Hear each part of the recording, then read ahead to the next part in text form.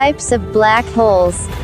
Traditionally, astronomers have talked about two basic classes of black hole, those with masses about 5 to 20 times that of the Sun, which are called stellar mass black holes, and those with masses millions to billions times that of the Sun, which are called supermassive black holes. What about the gap between stellar mass and supermassive black holes? For a long time astronomers had proposed a third class, called intermediate mass black holes, but it was just in the past decade or so that they have started finding possible evidence of this class of black hole. Stellar mass black holes are formed when a massive star runs out of fuel and collapses. They are found scattered throughout the galaxy, in the same places where we find stars, since they began their lives as stars. Some stellar mass black holes started their lives as part of a binary star system, and the way the black hole affects its companion and their environment can be a clue to astronomers about their presence.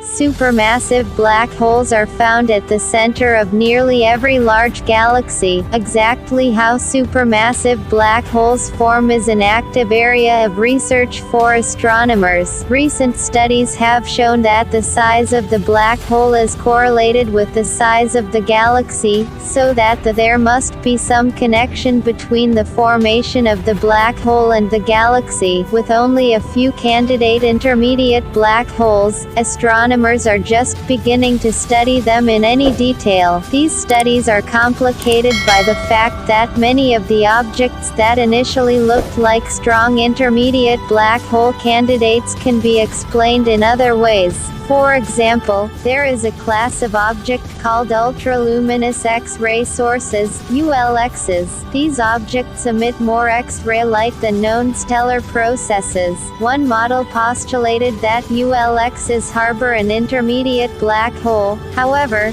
further study of these objects has favored alternate models for most of them. Stay tuned as astronomers work to unravel the mysteries of these elusive objects. Like, comment and share this video for more and more. Subscribe to the channel for more such informative videos. Thanks for watching.